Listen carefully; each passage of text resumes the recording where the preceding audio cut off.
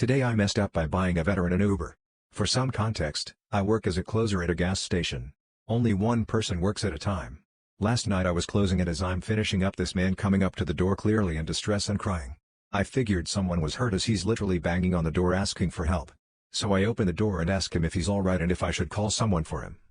He then starts to tell me that he's a veteran and that he just started a job somewhere and they were supposed to drop him off at his house and his phone's dead and he doesn't know where he is and if I could call him an Uber. Now my dad served and had a tough time when he just got out, so I felt real sympathetic, and the guy was in clear distress, so I called him an Uber for $25 and he gave me $20 for it. I go home thinking I did my good deed for the day helping a clearly lost and distressed veteran get home. And then I wake up today to see that Uber went from $20 to $100. I guess he lied and added a stop, and then proceeded to throw up in this guy's car. I tried calling my bank and Uber to get rid of the charge, but they both said there's nothing I can do since I authorized the purchase. Now I'm broke, poor and literally crying cause now my account is overdrawn and I can't afford to buy food till next Friday. Today I messed up by saying congratulations to a co-worker I unexpectedly saw at my OB's office. This just happened 5 minutes ago and I'm cringing so hard at myself in the waiting room. My wife and I are expecting a baby and we're at the OB right now, and one of my co-workers, who works in another department and we don't really know each other that well, is here. She's not visibly pregnant and my awkward ass makes eye contact with her and we both kind of awkwardly wave and say hi and I blurt out, "Don't worry, I won't tell anyone. Congratulations."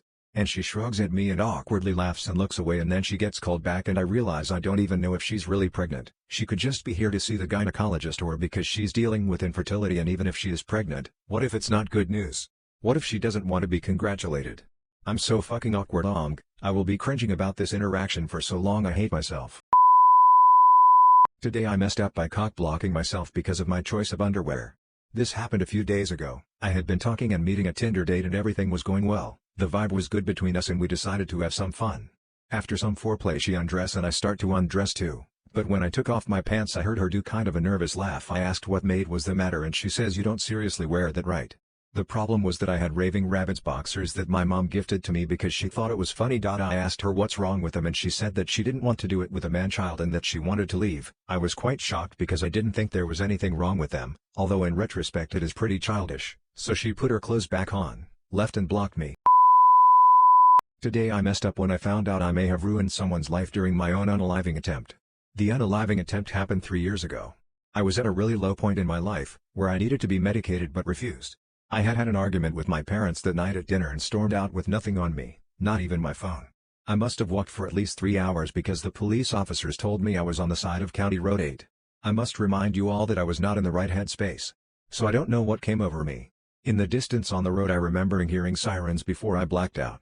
What I've been told that happened was a traffic cop was on his way to an accident just north of me on that road. The dash cam footage showed me within seconds throwing my body onto his car, completely unexpected. It was honestly quite horrific to watch. He hit me hard. I was in the hospital for 9 months recovering physically and mentally from the experience. I moved back in with my family after and things started to get back to normal and I was taking my meds. I'm currently working part-time and I'm in a program at my community college. Today I had to go pick up my meds from the hospital. I saw the officer standing at the check-in desk. She approached me after and said she recognized me. I did too. She was one of the officers who explained to me what happened when I woke up. We got to chatting and that's when I found out the officer involved in my accident was still here. He apparently had a breakdown after hitting me. He couldn't hold his weapon anymore, let alone drive. He became paranoid and anxious until it started affecting his social life too. His fiancée left him, and he was becoming someone no one knew. One day, he was admitted by some coworkers, and he's been here since. I'm home now, but the weight of the guilt has been weighing on me for the last 4 hours and I don't know what to do. I can't live like this knowing I ruined a man's life. Please help. Today I messed up by not being able to give my wife, soon-to-be ex, a facial. So my soon-to-be ex-wife and I have been pretty cordial and are still living together while exploring divorce. We just fell out of love, so no ill will. However, we still like to fool around.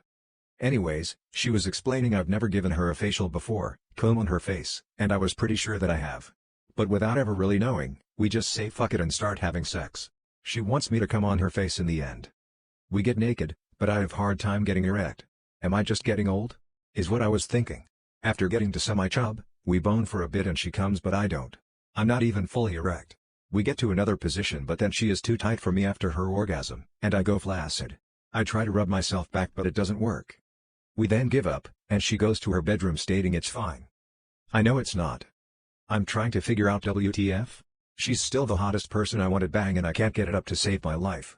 Yeah, I'm a little depressed due to the inevitable divorce, and a bit nervous to perform for her and give her this sexually desirable thing all males want to do. So maybe that's it? The next day though, I'm taking Motrin for a foot injury I've had for a couple of weeks. I've been taking it like candy due to the pain. But I stop then, and look at the bottle to see the one thing that can cause erectile dysfunction, anti-inflammatory. I Google about Motrin and find that anti-inflammatory medicine can cause ED. Damn it.